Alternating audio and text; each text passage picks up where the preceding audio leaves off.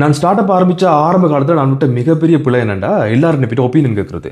ஏதாவது ஒரு வேலையை முடிச்சுட்டா இது ஒர்க் நல்லா இருக்குதா, இது பெட்டராக இருக்குதா, இது ஒர்க் அவுட் ஆகுமா, இது சக்ஸஸ்ஃபுல்லாக வருமா, இல்லாட்டி இதை எப்படி பெட்டர் பண்ணலாம், உங்களோட ஃபீட்பேக்கை சொல்லுங்கள், உங்களோட ஒப்பீனியன் சொல்லுங்கன்ற மாதிரி எல்லார்கிட்ட போய்ட்டு ஒப்பீனியன் கேட்குறது வந்து எனக்கு ஒரு ஹேபிட்டாக இருந்து அது ஒரு மிகப்பெரிய பிள்ளையாக நான் இப்போ ரியலைஸ் பண்ணக்கூடியமாக இருக்குது.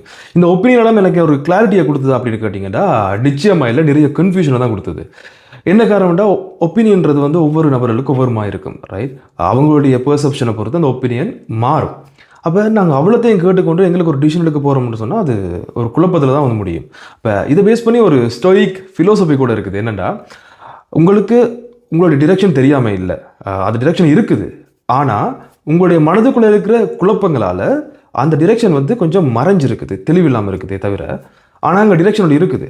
அப்போ எங்களுக்கு ஆக்சுவலி தெரியும் என்ன செய்யணும், எது செய்யணும்னு தெரியும். ஆனால் இந்த ஒப்பீனியன் என்ற பேரில் அடுத்தவங்களோட ஃபீட்பேக் சஜஷன்லாம் கொண்டுக்கிற கொட்டைக குழப்பம் வந்து எங்களுக்கு என்ன செய்யறதே தெரியாத நிலை ஏற்படும். ஸோ முடிஞ்ச வரைக்கும் அடுத்தவங்கள்ட்ட ஒப்பீனியன் கேட்குறத தவிர்த்து கொள்வது நல்லா. அதுக்குன்னு யார்ட்டையும் கேட்காம எந்த ஒரு அட்வைஸுமே கேட்காம செய்ய வேணும்னு சொல்லல. பட் சில பேர் இருப்பினும் ஒருத்தர் 2 பேர் ஜெனியூனாக எங்களுக்காக ஃபீட்பேக் சொல்லக்கூடிய நபர்கள் இருப்பாங்க. நாங்கள் அவங்கள்ட்ட மட்டும் அப்ரோச் பண்ணி கேட்டுட்டு எங்களோட வேலையை பார்த்து கொண்டே போனோம்னு சொன்னால் செய்கிற வேலையை சிறப்பாக செய்யலாம்.